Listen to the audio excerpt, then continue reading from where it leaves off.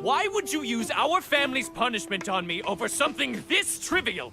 How insulting! He is such a brat. I love him. I don't know what it is. I'm finding him hilarious and I like funny guys.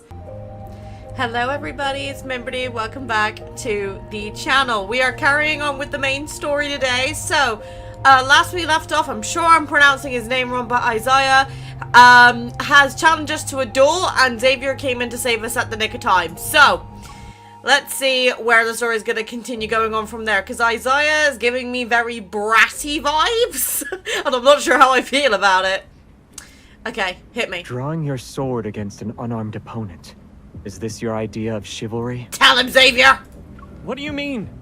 She has a gun! No, I don't! Xavier looks at me and the gun in my hand. His expression remains the same. It's wrong if one party in a duel doesn't wield a sword.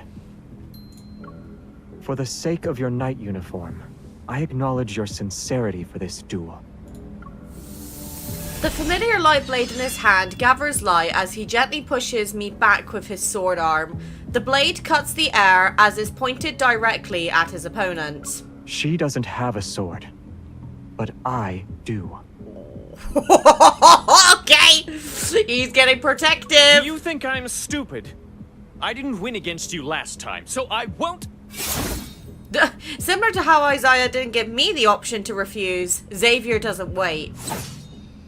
Yeah, I'd have to take it to your own medicine. In a flash of light, two blades, one long, one short, clash. At first, I admired the intensity of their battle and the excellence of their swordsmanship. But then the flashing lights, bright and dim, become so dazzling that I can no longer make out the fight's progress. Finally, a cry of pain cuts through this furrowed light display of light pollution. Whether bright or dim, all the lights have now fallen silent. Isaiah rolls across the smooth stone pavement until he comes to a stop in front of me. All the honor you wagered now belongs to her. On what grounds? He comes across as such a brat. On the grounds that you lost. Fine, it's pointless for me to take it anyway.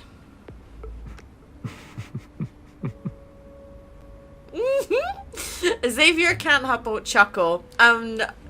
Judging by now Isaiah is glaring at us, it seems he'd like nothing more than to leap up and stab his sword through both of us. I crouch in front of him and pick up a badge that fell off his uniform. Since you lost, I should be able to ask a few questions. Oh, there you go. I'm asking the real questions here. I'm just sorting my hair out because my hair looks shite. You escaped and came all the way here. Why? This isn't the place to do an interrogation. The magnetic field isn't stable. Let's take him back and question him properly. I look at Xavier, and he gently shakes his head. Soren isn't here. Alright. Seeing a band of light as thick as hem rope appear in Xavier's palm, Isaiah rubs his wrist as he gets up. Hatred tinges the words that leave his mouth. Don't you dare tie me up! I am the 5th Squadron Leader of the Order of Lightseekers, Senior Counselor of the Royal Council. Keep going. Will you promise you won't try to run off again? The Holy Sword of the Goddess shall be my witness. This is the first time Xavier looks directly at the statue known as the Holy Sword of the Goddess since he arrived here. He looks as calm as still water, and he says nothing else. Capturing me is pointless, Xavier. You don't know how to leave this place. But it sounds like you do. I won't say anything. You're one of us now. What you know, we know. How am I one of you? Even a defeated enemy is still human. As he speaks, ribbons of light flow like water and form secure knots around Isaiah's wrists. You... Stop being evasive. Just tell us how to get out. You don't want to be tied up forever, right? Xavier walks over to stand beside me and crosses his arms. With a calm confidence, we look at Isaiah. Isaiah maintains a composed expression while gritting his teeth. Then he reluctantly gestures at me. Breaking through a magnetic field overlap is difficult for others. But it'll be simple since you're here. Me? Find the flux nexus that is gathering energy and destroy it. Then the energy will disperse. The field shall collapse soon after. I crouch and place my palm on the ground. I'm about to resonate with the surrounding environment, but Xavier pulls me back. Don't act rashly. If it just involves destroying the flux nexus, then I can do it too. Of course. One massive evol burst can make any magnetic field explode. Assuming you don't have that thing on your neck. Oh, yeah, because if I remember correctly, that thing on his neck is like a collar and it flashes red to stop him from expending his evil, right? Isaiah lifts his chin to expose his throat and mockingly taps his nape. Otherwise, it'd be suicide. Shit. Let me do it. I pat the back of Xavier's hand, and then I close my eyes and activate my evil to search for the flux nexus in the magnetic field. Going to where the energy converges, I discover that the flux nexus isn't very strong. I use the resonance evil to destroy it. The swirling, abnormally concentrated energy disperses like lambs released from a pen. It drifts away peacefully. The surrounding scenery splits apart, collapses, and shakes violently. I know, buddy. Look, you being fussy. Ugh. Taking one last look at the blurry visage of the holy sword of the goddess, I suppress the strange feeling welling up in my heart and grasp Xavier's outstretched hand. Yeah, because this scenery is technically familiar to her, even though she may not recognize it in today's timeline. The 470 HM speeds away, and the commotion fades with the receding dust clouds. This part of the urban rain returns to its lifeless state once more. It's past midnight. Thick fog rises among the towering buildings, and it silently creeps up their exterior walls to engulf them. Three hooded figures walk into the fog and stir eerie ripples in their wake. We can't get in now without an anchor point. I didn't expect her and Xavier to charge in. It's all because of Isaiah. Isaiah. When he goes crazy, he's not afraid of anything. Isaiah, Mim. Remember that pronunciation, Isaiah. Did she see the holy sword of the goddess? Like, Do you think she'll remember us? And Philos? I gotta sort my cat out because he's being a pain. 1 second. Whew, okay, I'm back. I just played with him for about 20 minutes. So just going back, so... I didn't expect her and Xavier to charge in. It's all because of Isaiah. When he goes crazy, he's not afraid of anything. Fucking Isaiah. Did she see the holy sword of the goddess?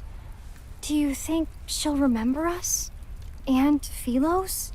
Nope, 100% not. The bat tracker acting as their leader crouches down and her palm hovers over the ground. The chaotic traces are washed away as if they were cleansed by water. The cracked road beneath seems corrupted like code that's glitched out. A small section transforms into a weathered, heavy slab made of pure white stone. Soren didn't lie to us. It's real this time. He actually did it. Did what? Now, waiting is our best offense.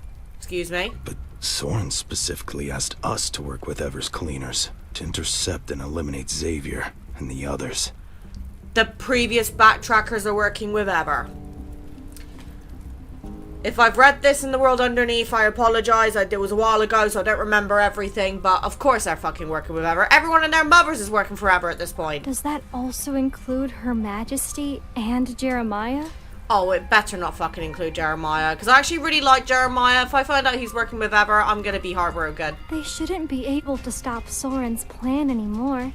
Is this really necessary? The backtracker falls silent. She presses her hand against a stone slab to slowly, reluctantly caress it. Soren isn't a qualified leader. It's up to you if you want to follow his orders. Regardless of whether his heart is consumed by hatred or blinded by madness, what he's doing hasn't betrayed the backtracker's original goal. Instead, you betrayed your captain. Until the outcome is decided, I will never give up. This is my responsibility as a backtracker.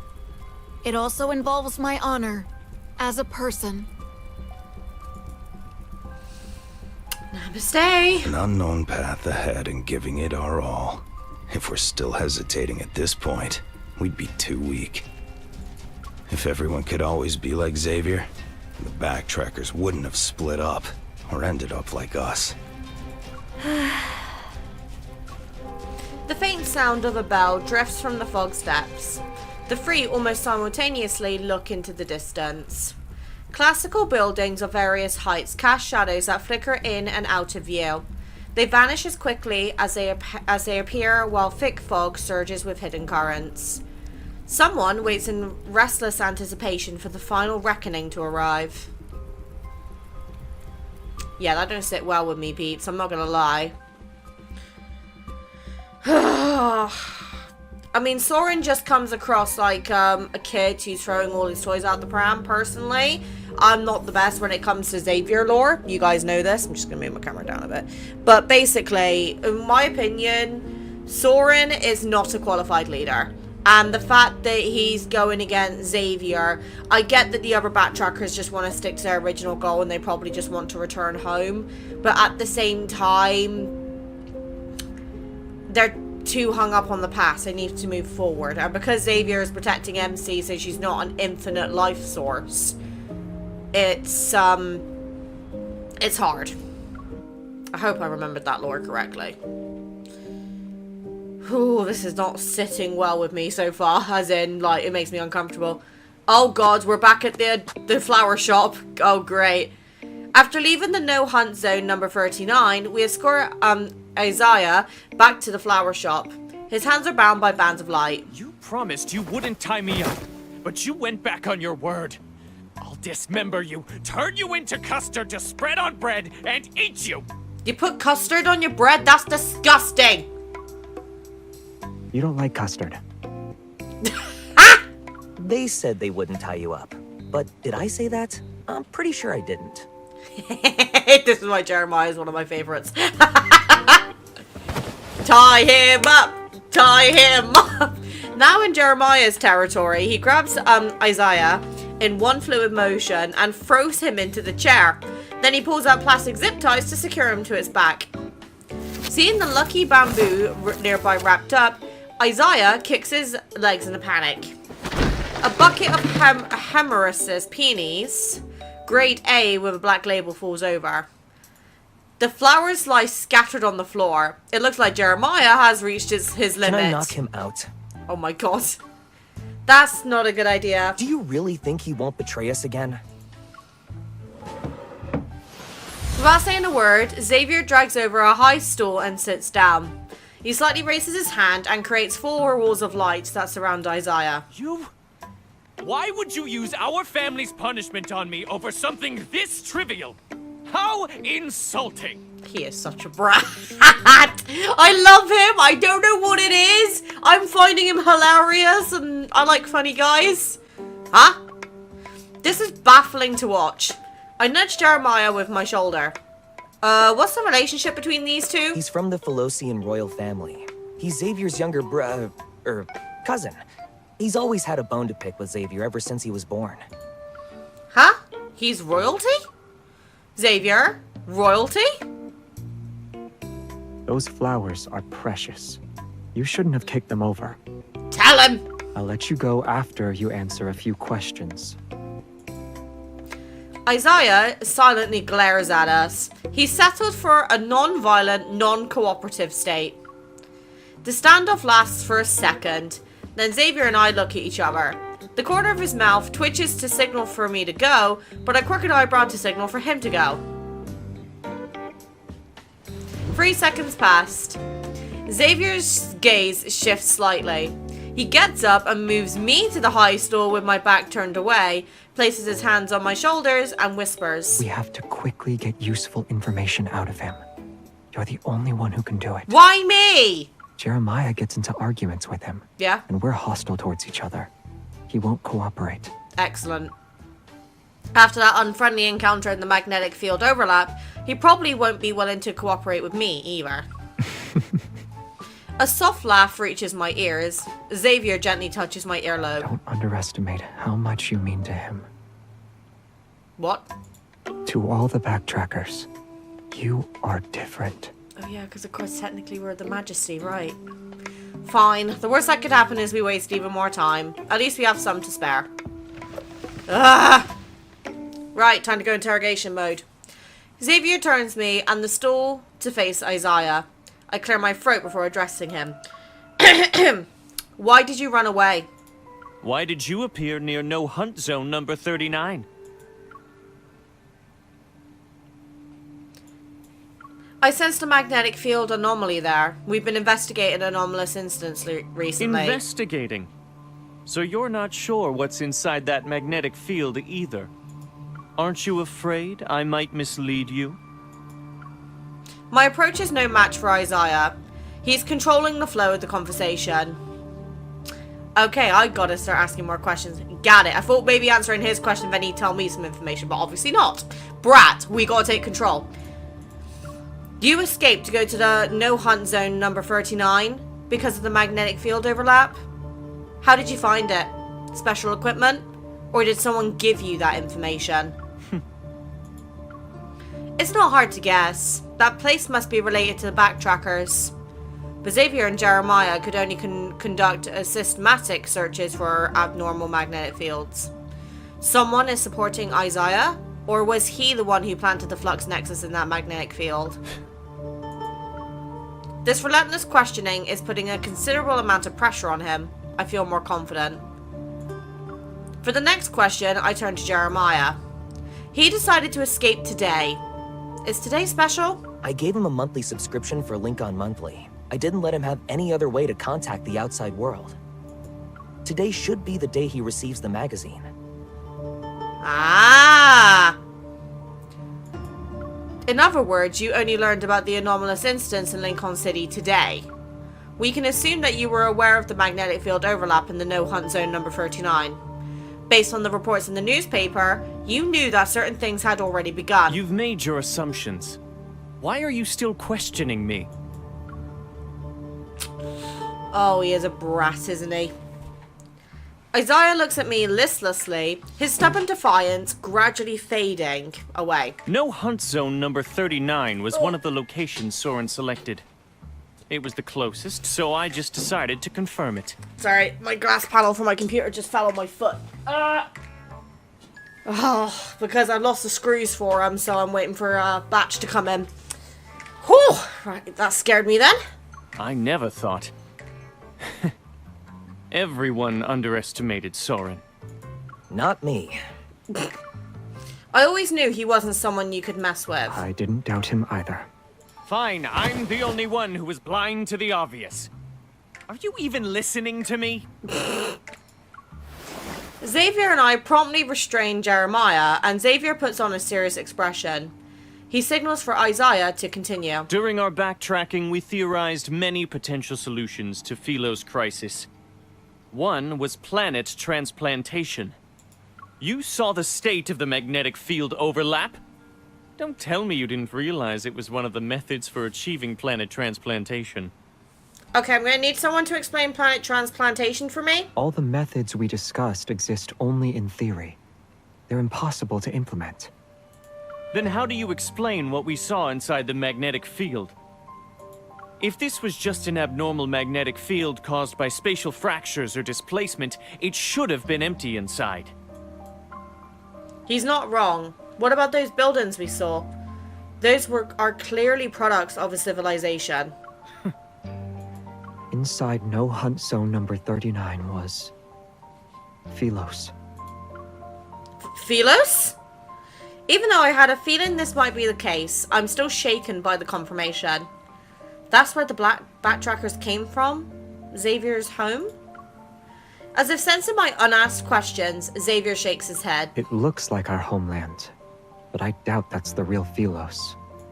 It's more akin to a projection. Think of how light from a planet travels for a long time before being observed. What we see in that moment is actually how it was many years ago. Right. I agree with your assessment. What we can confirm right now is that Soren found a way to create magnetic field overlaps. Maybe he's actually attempting to do a transplantation. Everyone is calm, so I quickly compose myself and follow their line of reasoning.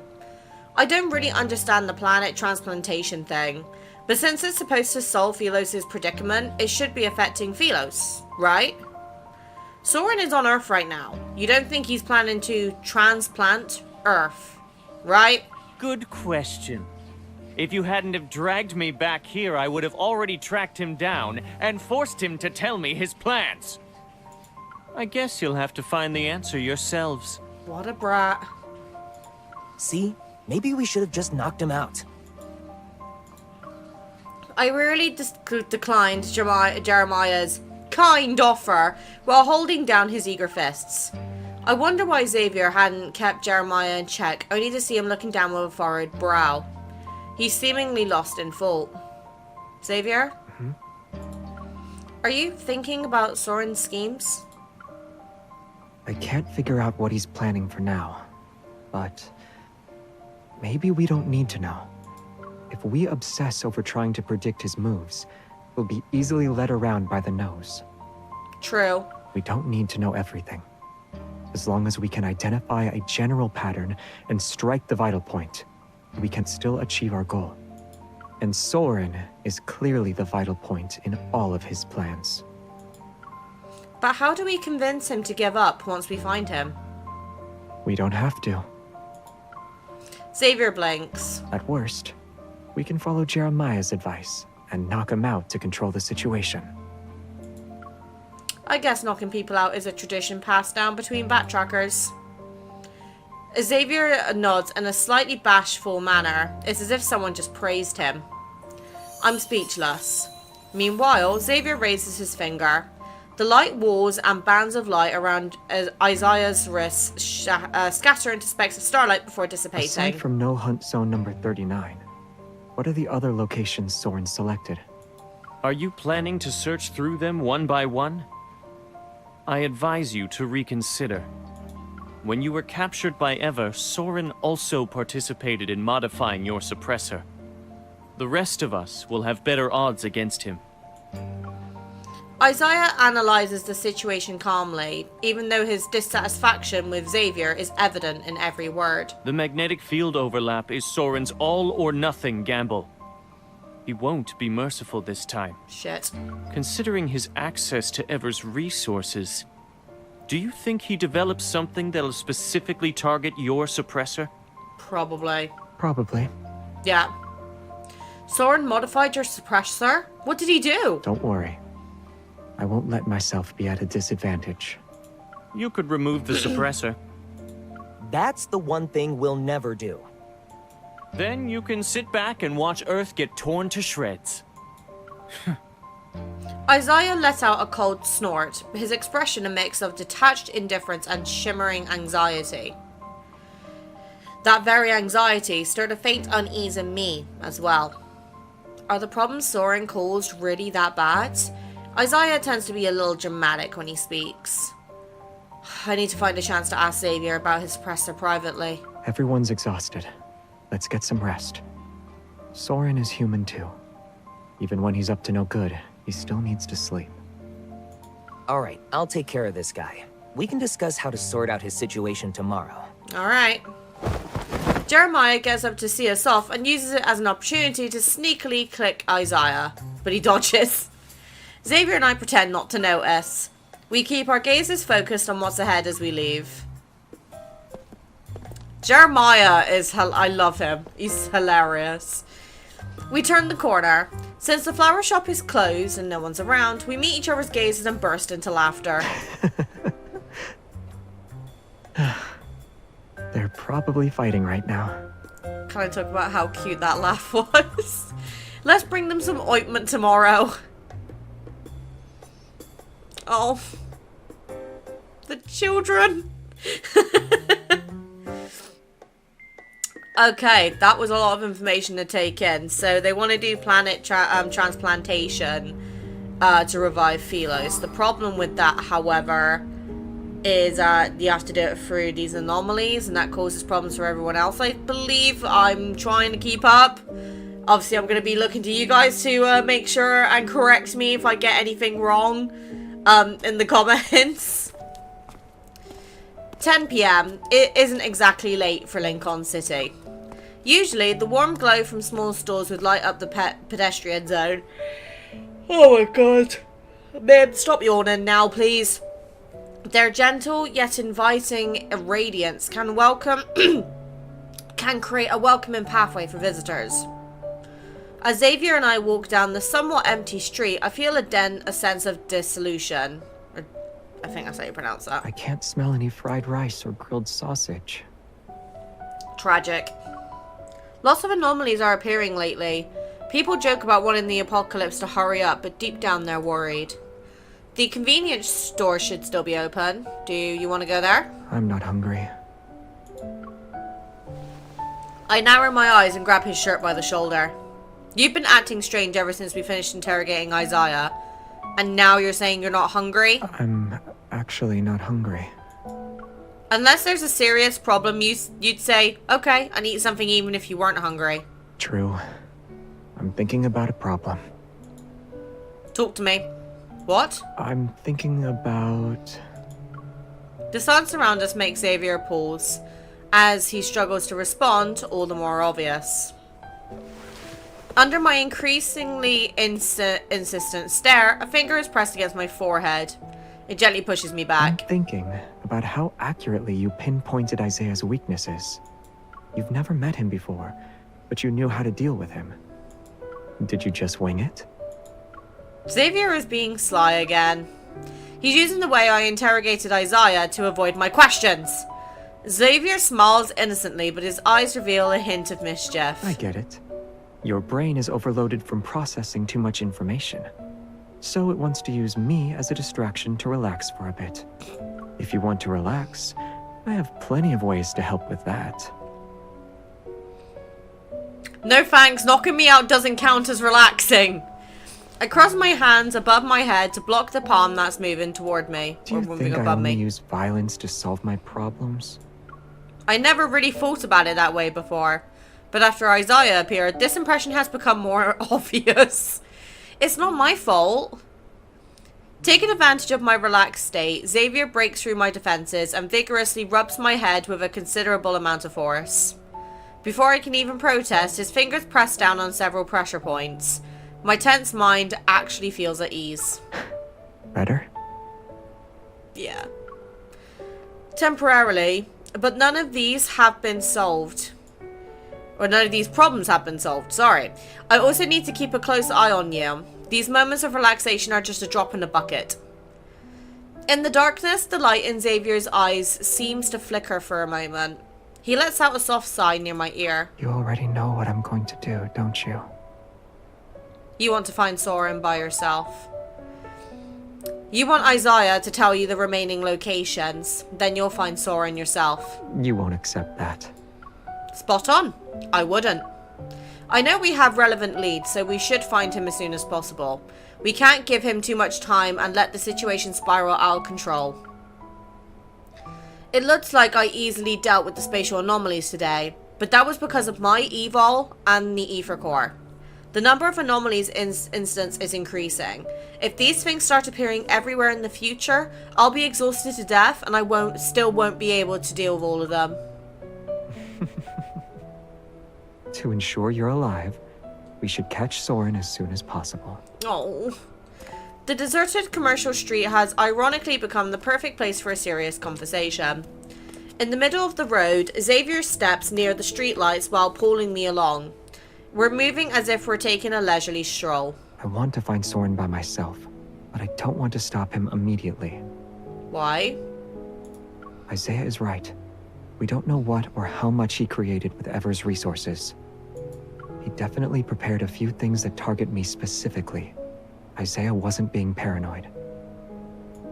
If Soren completes the planet transplantation, the stalls, markets, and life as we know it will cease to exist.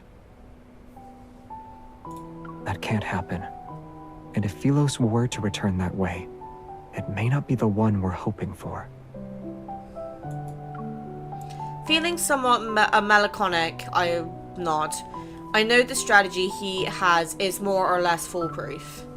But you're not the only one who can do this. Compared to me, Is there anyone who's more likely to escape unscathed from this reconnaissance mission? Jeremiah? Isaiah? All things considered, neither of them are as suitable as I am. If I ignore what Xavier is actually saying, his nonchalant tone would make me think he's discussing something as trivial as having more hair than anyone else. The problem is that your chances of escaping unscathed are greatly reduced. All because of that thing. Sensing my gaze on his neck, Xavier lowers his chin slightly and his expression becomes somewhat complex. Then we'll think of a way to get rid of it. Aside from finding Soren, you're also thinking about how to remove the suppressor, right?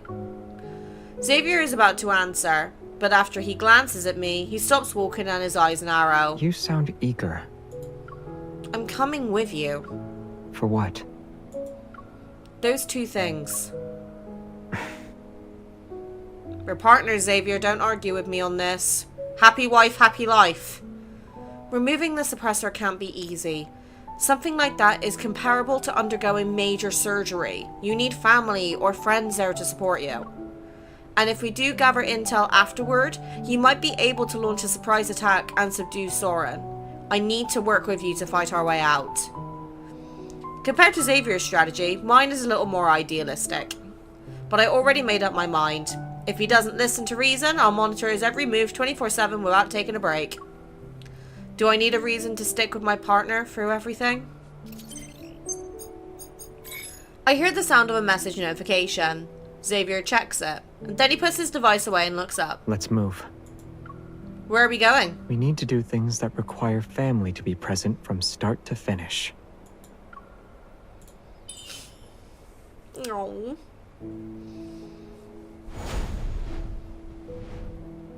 Under the streetlight, two shadows suddenly intertwine and overlap. After a burst of brilliant light, the street is deserted.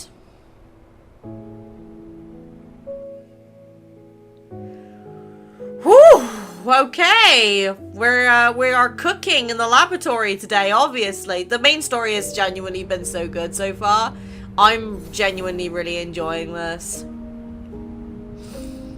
Oh, I love Xavier so much. When I first started, lads, he was like my least favorite.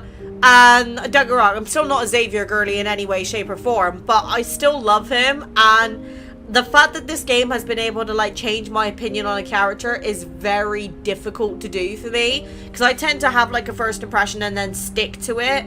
Hence why Silas has always kind of been my number one. But the fact that Infod have managed to convert me on all these characters, it just shows how good their story writing is. Okay, right. I'm scared of where we're going with this. At midnight, a building located in a commercial area still has its upper floor lights on. It's a normal occurrence. The well-dressed man finishes reading the documents in his hand. After confirming their accuracy, he feeds them into the paper shredder. In an age of paperless offices, he's one of the few who still prefers to work with physical documents. For certain intel exchanges, this tendency has become his signature style and calling card. The rough texture beneath his fingers gives him a greater sense of accomplishment. Text that's sorted electronically makes him feel hollow. Cheap, inefficient intel is unworthy of the paper it could be printed on. Maybe the Nest should change its business strategy. Nightingales seem to be more suited for gathering intel compared to ants. Why are we suddenly talking about the Nest again? As he waits for the shredder to go through the thick stack of documents, he brainstorms ideas on how to improve his business. A handmade business card turns in his hands, and light flows across the name Randall. It's rather ordinary. There aren't many moles left in the N109 zone. Wasting them on Ever's scraps isn't worth it. I should save them for something worthwhile. That vengeful merman doesn't need new lists for now either. What a shame. Raphael. The Oak Elder behind Biosun Pharmaceuticals isn't easy to fool. This business. I need to carefully consider its next move. A flash of light appears outside the floor-to-ceiling windows and quickly fades. Randall pauses for a moment, and then he looks at the clock. The hour hand hasn't reached 12 yet. Even in fairy tales, he should feel safe at this time. If the magic hasn't failed, then trouble is knocking on the door. Two figures appear on the observation deck outside. One of them pushes open the glass doors and walks in without any hesitation. He speaks as if he's here to collect rent. Xavier, yeah? I heard you have intel on ever modifying my suppressor. Okay. Xavier, you know how to contact me. Is it really necessary to show up at my door in the middle of the night? You know how... Oh, okay, so these two have been in business before. Also, if you're going to show up at this hour, you should have used your evil to wrap yourself in light before letting the particles slowly disperse. It would have been more fairy tale-like. I don't read fairy tales. What a waste of evil. Oh, miss. You're here together. Hi, bitch. Have we met? I've seen you at the nest. Or rather, I saw you, but you didn't see me. Yeah. Oh no, we got captured at the nest and went to the M109 zone and got captured by a sexy owner kindness man. I catch the business card he tosses my way and study it for a bit. I soon spot a small line of text under several cute mushroom illustrations. The nest. Randall. So you were the one who designated me as prey for hunting day? You're giving me too much credit. My relationship with the nest is about as intimate as a pair of exes. Excellent. Nothing is unusual about his expression. I'm about to drop the subject when I hear Xavier speak. The nest doesn't have an owner, but whoever serves as its face gets shifted around. It's his turn for now. Oh, okay. That's confidential information. You say it like it's not a surprise. Oh. A light blade is pressed against Randall's chest. Xavier is already behind his office chair. I unhurriedly reload my hunter firearm, disengage the safety, and point the barrel at Randall. Since you're a data broker, you should recognize the bullets I loaded. This is unnecessary. I'm not being uncooperative. That's enough nonsense for today. The files. Under my gun barrel and Xavier's blade, Randall wears a weary smile, yet he shows little to no fear.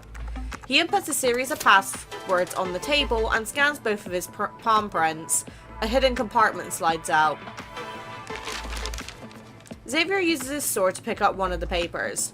He glances at it before quickly setting it down. That's it? This is all I can get. The Gaia Biotechnology Research Center isn't a haphazard operation. It's not the same institute as before. Xavier nods at me from across the table. I understand what he's implying. Then I put my gun in its holster and retreat to the floor-to-ceiling window. The bright office lights grow dim at the same time. When we're plunged into darkness, Xavier returns to my side. Before we teleport away, I faintly hear him bid Randall farewell. Your services aren't special in the slightest. That's harsh, don't you think?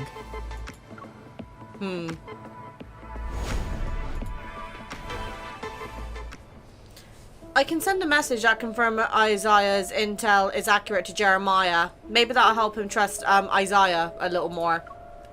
Why didn't you take the papers with you? Leaving them with Randall means he'll sell them as intel again. The buyers won't know I'm aware of what's in them. If they want to utilize that intel against me, then we can use it against them. Makes sense. You're quite the strategist, huh? I'm impressed. What was on it? Is there a way to remove the suppressor? Xavier touches his neck and slowly shakes his head. There wasn't much. It only had two things. Modifying the suppressor wasn't Ever's main purpose when they captured me. Uh-oh. Gaia Biotech wanted my evil genes, but the suppressor made extraction impossible. Why would they want Xavier's evil genes, though? So they made a last-minute request to Soren. They asked him to modify the suppressor. The second part said that Soren's modification was successful. He strengthened the suppressor's restrictive effect. The evil I can use is more limited now. Right, okay, that makes more sense. So, Ever captured Xavier originally because they wanted to get the genes that he uses for his evil. But since he had the suppressor on him, that was impossible. So instead of being able to get their original goal, they just made it so he's less of a threat. But at that point, why would they not suppress the evil entirely? Or is it the fact that they are researching a way to remove the suppressor so Ever can get the evil genes? Is it the fact that Ever don't know how to remove the suppressor themselves? Because Jeremiah made it sound as if it can be removed. But maybe that's actually not the case. That bastard. Where exactly did your suppressor come from? And why was Soren able to modify it? This question has been weighing on my mind for so long. Now is an appropriate moment to ask it. I thought there was another extraordinary, complex and troubling story behind the suppressor, but I never expected... My family made it for me. What? Your family? Yes. It was originally made to protect me. On Philos, an evolver's evol energy and life force are one and the same. Using your evol means you're consuming your own life for power. On Earth, we're displaced in time and space. The energy we consume can't be regenerated. The suppressor protects me through restraint. The sound of my heartbeat is amplified in my ears. I almost doubt that what I'm hearing is real. Despite all of this, Xavier can still sound so calm. Of course he could. He knew this was his fate for a long time. What else can he do aside from getting used to it and remaining detached? Are you that surprised? Loki, it's okay. What you're basically saying is we shouldn't remove the suppressor. No wonder Isaiah said it'd be suicide if we do that. I tighten my grip on Xavier's hand and deliberately repeat those words. We can't remove it. Did you forget what I just said? Xavier casually squeezes my hand, his tone becoming more relaxed. The documents didn't reveal a method to remove the suppressor. So launching a surprise attack against Soren now would be difficult. When we wake up tomorrow, we'll need to think of new approaches. Are you really giving up on removing the suppressor? I don't have a choice. Researching these technological mechanisms isn't something I'm good at. I can't do it.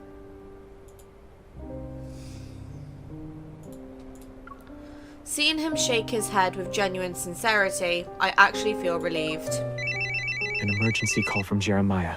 Uh-oh. A bunch of white-gloved men with new type protocore weapons just burst into the flower shop. What? We used the car to escape. Isaiah said...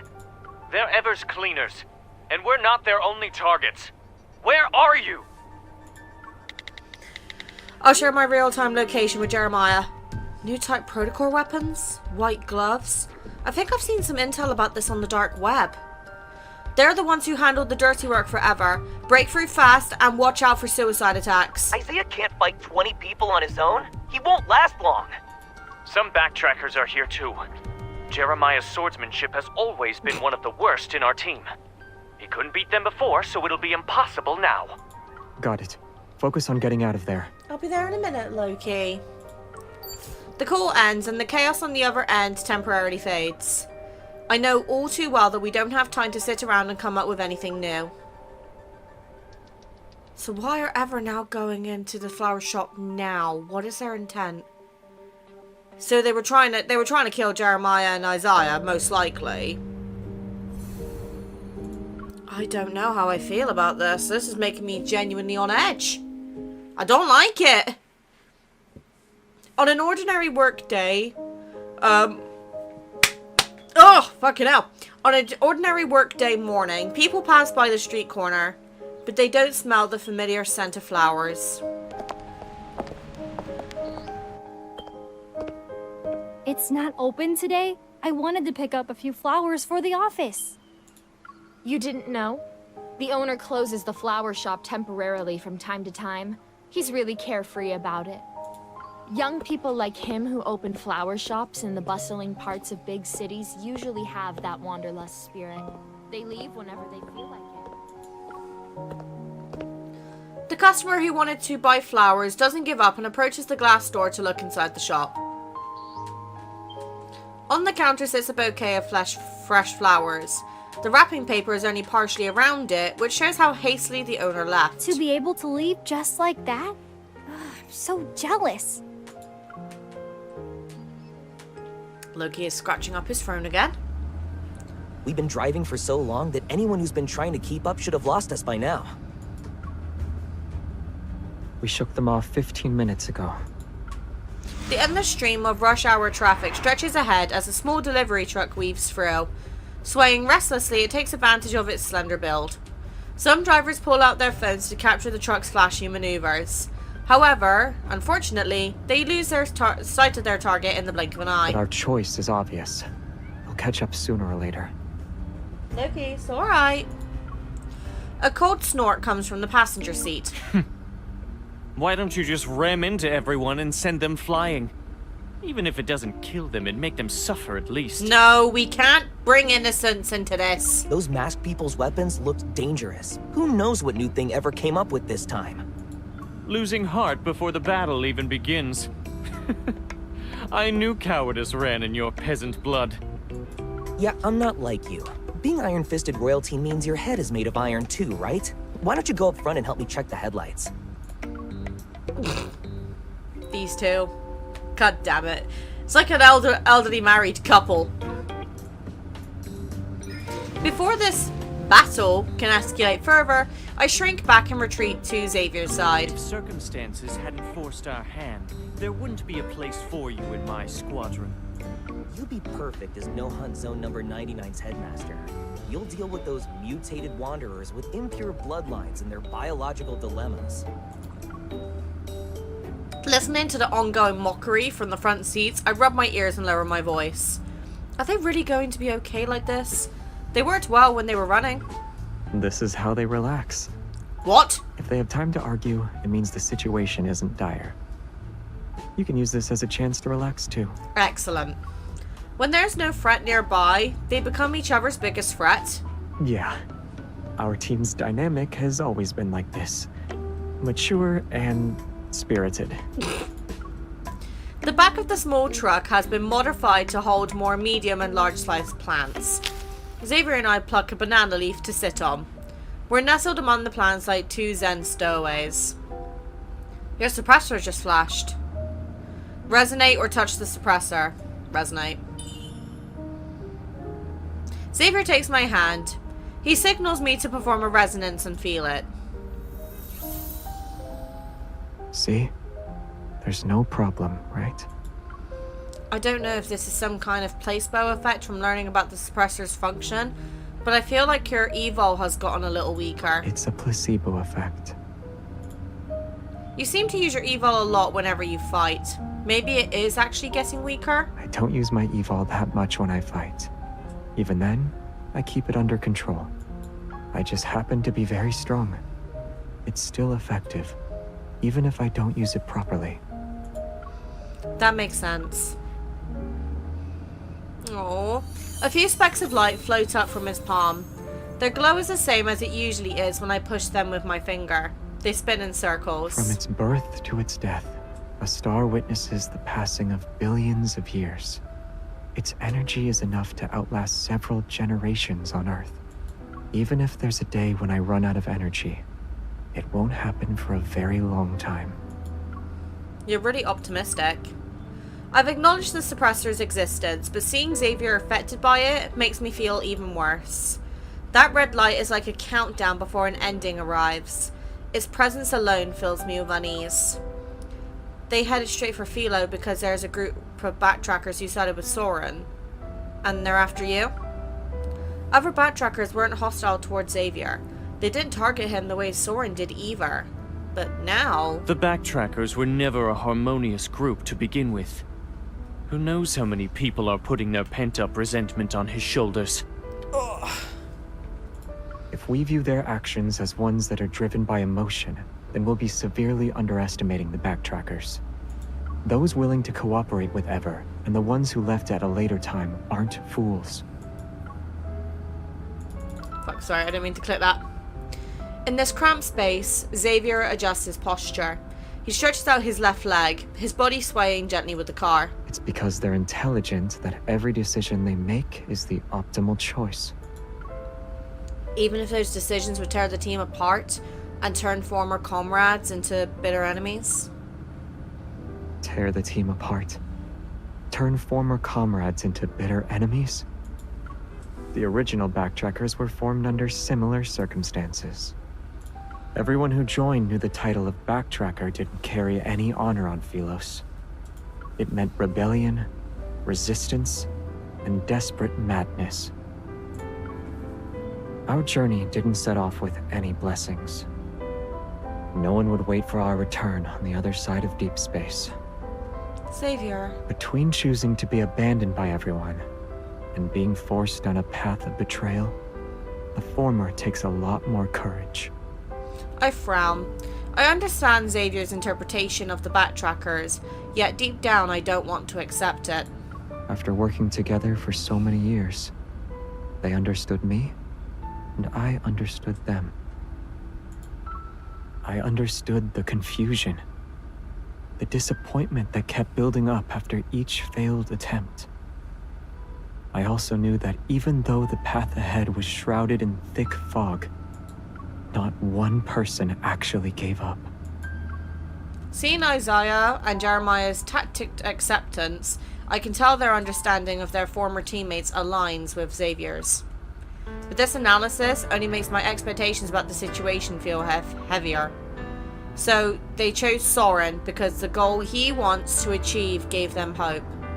As for what Soren is doing, it always feels like we're a step or even half a step behind. But the Backtrackers on their side could have anticipated our actions. That's what it means to know your enemy. You don't have to think of them as being that frightening. Even though they're enemies now, I don't think they'd use underhanded tactics against us. If conflict is unavoidable, it'll be a few straightforward battles. That's all. At the beginning, I said those people are insane one way or another. I pity how their lives turned out sometimes. If you still have any delusions about them, I'll spend the rest of my life riding your tail as the King of Sorrow. Your infamy shall be spread from our solar system to Sagittarius. Every star in the galaxy will know your name. You write books? All promising members of the royal family do. Oh my god. That explains why you were writing poetry on the Backtracker's ship. Xavier slips a cookie into my mouth as if by magic. He interrupts what I'm about to say before turning and speaking with authority. Since you love writing so much, don't speak anymore. In fact, you can start right now. Write down whatever you want to say. You don't even look at the things I write. I'll look when I have time. Why are you laughing? I can laugh whenever I want. What, are you gonna give me a story about the King of Laughter? Oh my goodness. I don't want to talk to someone as shameless as you. Isaiah had his fill of being made fun of. He crosses his arms and ignores everyone. My gaze moves from the back of Isaiah's head to the back of Jeremiah's head. Then it settles on Xavier's profile. Why are you laughing? You're right. Listening to them bicker is relaxing. It's not relaxing seeing my cat jumping on my shelf. Stop it. Xavier shakes his head with a hint of resignation and leans against the heavy flower pot. He's quiet for a moment, and then he softly chuckles. By the way, where did that cookie come from? I picked it from a tree. What? Jeremiah prepared a tree as a gift for an important client. We're stealing some cookies, so don't let him catch us. Seeing him pull down the small gift box along with a couple of leaves, I swallow my cookie and move closer to the tree. Xavier, you're wrong about one thing. If I were in your homeland, I would wait for your return.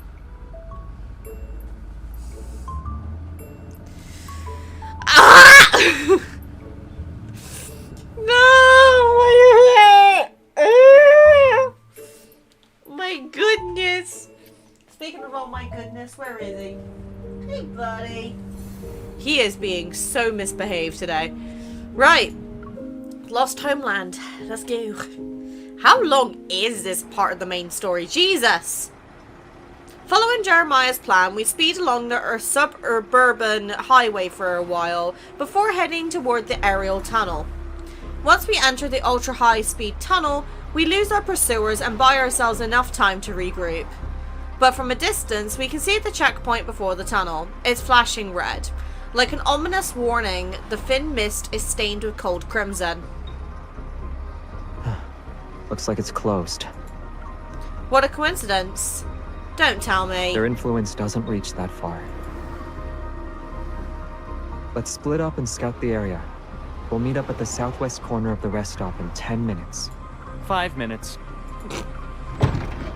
God's sake, Isaiah's always got to do one up, doesn't he? After dropping us off at the intersection leading to the rest stop, Jeremiah makes a gesture behind the truck window and slightly drives away. His gesture was cool, but his little truck is covered in battle scars. The sign that says Philos' fresh flower delivery has been worn down to just a P.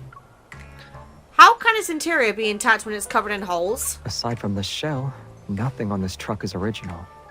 Jeremiah modified it into something like a military fortress. He's very passionate about plants, guys. In the worst case scenario, the driver's cabin can supposedly transform into an ejection pod and sacrifice the rear cargo for a quick escape. Oh my god, the madman. In other words, it could sacrifice the flower pots, plants, and us. After this is over, I'll ask Jeremiah to expand the ejection pod a little. I nod. God damn it. Loki, please. Behave yourself. He's scratching my little bloody air cooler. Hundreds of vehicles are parked at the rest stop. Most of them are armored trucks or heavy-duty trucks supporting valuable cargo. A circular holographic screen in the center is divided into several displays.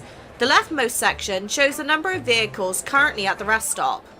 As I pass by one of the armored trucks, I can't help but feel a little envious. I remember reading data that showed if a vehicle's structural integrity is sufficient, it can almost travel at the speed of sound through the aerial tunnel. Is Jeremiah's modified delivery truck capable of that? Yeah. Then we can experience ultra-high speeds? The express lane is very expensive. The aerial tunnel uses protocore enhanced material as its primary structural component. There's almost no resistance in the low vacuum environment. As a result, daily maintenance costs are astronomical. If ordinary goods were transported through the aerial tunnel, the toll fees alone would exceed the value of the cargo. By the time we exit the tunnel, all the plants in the back could qualify as luxury items.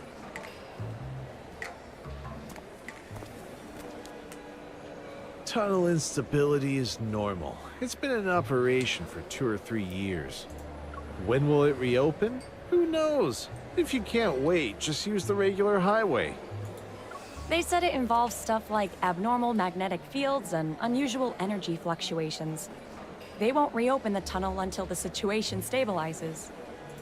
Long-distance transport is so exhausting. You might as well rest like me and find a massage pod to lie down in.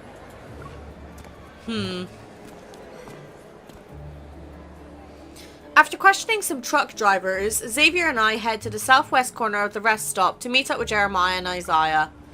The explanation given by the staff is consistent with the information we obtained. There's no telling when the tunnel will reopen. Did they give a reason for why it's closed? Abnormal magnetic fields, energy fluctuations, and other factors are causing instability inside the tunnel. Excellent. That's just a catch-all excuse. So what's the plan? Will we keep waiting or take a different route? No idea. There's only one way to enter the aerial tunnel. If we turn back now, there's a chance we'll run into our pursuers. But if we wait here too long, it's only a matter of time before they catch up to us. Let's turn back or let's wait. Oh, I think we just gotta wait. Let's wait a little longer. The rest stop is close to a checkpoint. If anything unusual happens, it will inevitably alert the evil police officers and hunters who are stationed here. Even if the backtrackers and the white gloves catch up to us, they probably wouldn't dare to cause a scene. The trucks at this rest stop are backed by powerful individuals, and the cargo they're transporting is invaluable. I don't think Ever would go so far as to offend the forces behind these shipments for Soren's sake. I don't know if you, I don't think you guys can see him, but he's down there. Little shit. Jeremiah gives me a thumbs up. It's settled then. I haven't eaten or drank anything since yesterday, so this is the perfect chance to refuel. You guys should too. Don't go into battle on an empty stomach. Way ahead of you. It's okay. You eat first. We're not that hungry anyway. Yeah. We'll gather intel in the meantime. That is code for I need to talk to you or something like that. Thinking of that plant with nearly half of his gifts nearly already devoured, Xavier and I adopt our most work-ready attitudes. They ate half of the fucking cookies. Really, guys? The circular screen is divided into 6 segments. It displays live news, traffic updates, and recently released movies and TV shows. Some drivers have their vehicle doors open so they can recline in their seats to watch the screens. Others are near the rest stop's food service windows to eat and drink. The aerial tunnel sits at a high altitude, and the rest stop is perpetually surrounded in thin mist. It gives it a surprisingly homely, lived-in atmosphere. You look just like that delivery driver who was worried about being late. It's a perfect disguise. Who? Me? No. Aren't you thinking about something along the lines of, I would have taken a different route if I had known? Magnetic field anomalies can affect the tunnel. I've been dealing with issues related to them, but I completely overlooked that connection. Xavier nods and begins to count. In that case, we should hold Jeremiah responsible. He was driving the truck. Isaiah bears a lot of responsibility too. If he hadn't attracted those pursuers, we could have had time to plan alternative routes. Since I planned to act alone and didn't properly supervise them, I bear most of the responsibility. With his calculations, the responsibility for one mistake doesn't seem like enough to go around for 4 people. I feel somewhat helpless. Everyone's at fault. Yes, everyone's at fault. My punishment is listening to Isaiah's stories, and yours is working for Jeremiah. Have Isaiah work for Jeremiah instead. My punishment is giving you my 310 HM. That way you'll have 3 generations of HM motorcycles. Jeremiah, his punishment is listening to Isaiah's stories. You wouldn't understand them anyway. Then what do I do? You'll be responsible for giving me rides to and from work when I don't have a motorcycle? Is this how you led your team? I'm starting to figure out the actual reason for why the backtrackers split up. Xavier nonchalantly turns away to admire the distant, foggy scenery. I know Xavier is right. In a battle where allies fight side by side, wanting to take on all the responsibility is disrespectful to your fellow teammates. You could try not throwing your teammates under the bus next time you want to comfort someone. I'm worried that Jeremiah will be so sick of us that he'll one day turn us into fertilizer. You don't like what I said? I do. Seeing me sigh, yet also feel relieved, Xavier reveals an understanding smile and leans to the side. He idly looks around. I noticed you kept frowning and then looking up. What caught your attention? The weather forecast. It said anomalies elsewhere were under control, but in Lincoln they were only getting worse. The weather anomalies and the unusual magnetic fields should be connected to what Soren is doing. Why Lincoln City though? Is it because Ever has more resources here? I thought this kind of thing would be carried out in places with fewer people. It wouldn't be so exposed so quickly. If his goal is to find a way to save Philos through a magnetic field overlap, then it can only happen in Lincoln. The Deepspace tunnel affects Lincoln City the most. Various operations involving magnetic fluctuations will be easier to implement. And this is where Traceback 2 descended. For him and some backtrackers. It's also where they fell. If there's a chance for them to make a comeback, then Lincoln City will be their new starting point. I got him. I hope his scratching is not coming from the mic, but no, my luck it will have done, so I can only apologize for my little shit's behavior. I see. Talking about lost homelands doesn't seem appropriate here. Too bad I don't have the chance to ask the other backtrackers how they've been doing on Earth. Do they like Earth? Have they gotten used to life here? Do they consider Earth as a second home? I guess most of them would say no. Otherwise, there wouldn't be these reoccurring conflicts. Jeremiah and Isaiah return with the food they've scrounged up. Surprisingly, they start watching the TV drama that's playing continuously in the corner of the screen. They're still showing this? Don't tell me they've already made it to 10 seasons. A workplace idol drama about protocore refining? Why did they make it look like magic? Brainless people watch brainless shows. Confirmed, Jeremiah and Isaiah do not approve of TV dramas in Lincoln. Excellent. Hey, buddy. Look, I'm giving you cuddles. Calm down. On the scene, screen, the protagonist is researching methods for turning Earth's natural energy sources, such as oil and coal, into protocores. That's too ridiculous. Do you think the prototists made this to mess with the purists? Maybe. If Earth's energy's resources and protocores, energy sources whose material structures are completely different, could be converted into each other, then both sides wouldn't need to argue anymore. I'm not so sure about that. Huh? We're quickly shocked by the show's over-the-top melodrama. We can't give any more attention to our scientific discussion. Who's controlling the screen? I want to file a complaint. This is mental pollution. Forget it. There are still plenty of people who love watching this. If you don't like it, just look away. Quiet. Xavier suddenly stands up. With a grumpy expression, he looks towards the rest stop entrance. Oh shit. Oh god. Ow, ow, ow, ow. Stop chomping, please. Look, you keep scratching. Ow, ow, ow. Okay, right, listen to me, Loki. You keep scratching. You're making a ruckus. You're trying to undress me on my YouTube video. I've played with you. I fed you. I don't know what more you want from me, my little one. I don't know how much more of the story we have as well, because this is, like, bloody long. I don't remember the main story being this long. Or was it this long and I just haven't realized?